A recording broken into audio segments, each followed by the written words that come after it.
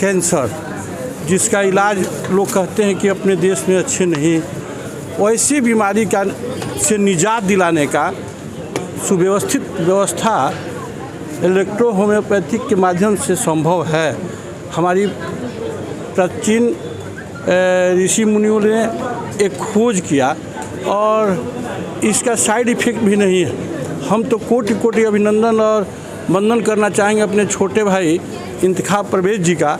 कि हमारे यहाँ सिवान में इस पद्धति की व्यवस्था सुनिश्चित किया है और ऐसे बच्चों के और आम लोगों में इस पद्धति की प्रचारित करके लोगों को स्वस्थ रहने की जो धारणा बनाई है, उसके लिए इनको हम वंदन करते हैं, अभिनंदन करते हैं। सिवान शहर के एक होटल में आज नाथ इंतखाब आयुर्वेदिक संस्थान electro homeopathy cancer research hospital द्वारा क्वाइट कोट सह दीक्षांत समारोह का आयोजन किया गया, जिसमें मुख्य अतिथि के रूप में सिवान के पूर्व सांसद ओम प्रकाश यादव, माजी विधायक सत्येंद्र यादव, पूर्व civil surgeon doctor R Fatima उपस्थित हुए।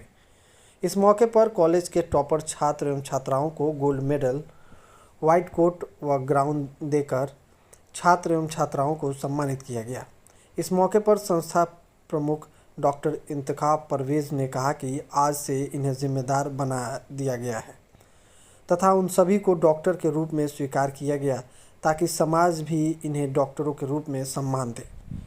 साथ ही कई जनप्रतिनिधियों ने कहा कि इलेक्ट्रो होम्योपैथी का प्रचार प्रसार तथा और तेज़ी से विकास होना चाहिए और शासनीय मान्यता देकर सरकार इलेक्ट्रो होम्योपैथी के चिकित्सकों को भी सम्मान देना चाहिए।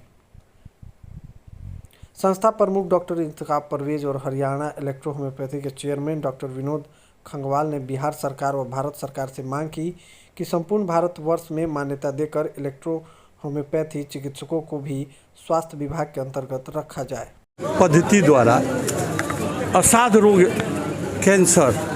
जिसका इलाज लोग कहते हैं कि अपने देश में अच्छे नहीं, वैसी बीमारी का से निजात दिलाने का सुव्यवस्थित व्यवस्था इलेक्ट्रो होम्योपैथिक के माध्यम से संभव है। हमारी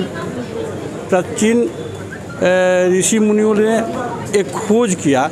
और इसका साइड इफ़ेक्ट भी नहीं है। हम तो कोटि कोटि अभिनंदन और वंदन करना चाहेंगे अपने छोटे भाई इंतखाब परवेज जी का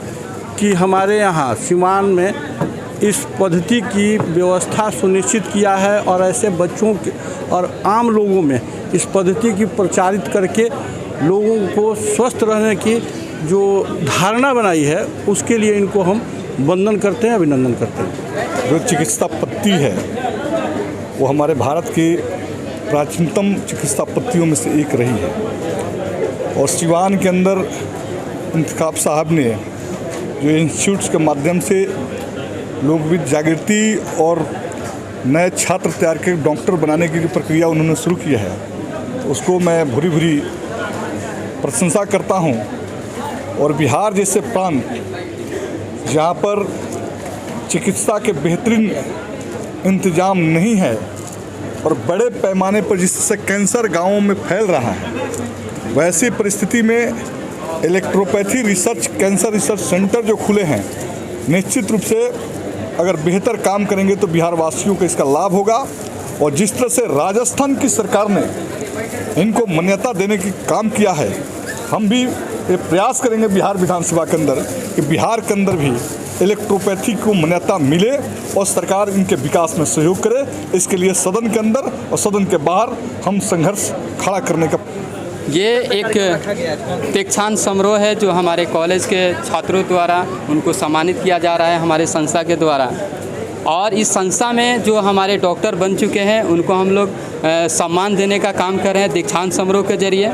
साथ ही आज शिक्षक दिवस है, शिक्षक दिवस पे भी आपके माध्यम से, इस न्यूज़ के माध्यम से मैं सभी देश के सभी शिक्षकों को मैं भावपूर्ण सम्मान और बधाई देता हूँ। साथ ही यहाँ पे सफ़ेद कोट समारोह रखा गया है। जो जूनियर छात्र हैं ये कोट पहना करके उनको सम्मान देने का काम कर रहे हैं ताकि हम उनको डॉक्टर के रूप में स्वीकार कर रहे हैं और समाज उन्हें समाज में उनको सम्मान मिले और समाज भी उनको डॉक्टर एक्सेप्ट करें। इसलिए मैंने सफ़ेद कोट का कार्यक्रम का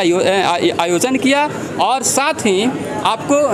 दीक्षांत समारोह का भी कार्यक्रम किया, जिसमें जो पास आउट हुए हैं उनको हम अपने टॉपर स्टूडेंट्स को गोल्ड मेडल से और कई अवार्डों के साथ उन सबको हम यहाँ से सम्मानित करेंगे। देखा जाता है एलोपैथ हो उसको लेकर समाज में ज़्यादा जागरूकता फैलाई जाती है, लेकिन कहीं ना कहीं होम्योपैथ एक समाज में ज़्यादा जागरूकता नहीं फैला पाता, उसको लेकर क्या? देखिए, हमारे देश में जो एक पहले से चल रही है चिकित्सा पद्धति एलोपैथी, तो एलोपैथी हमारे देश में पूरी तरह से डेवलप पैथी है,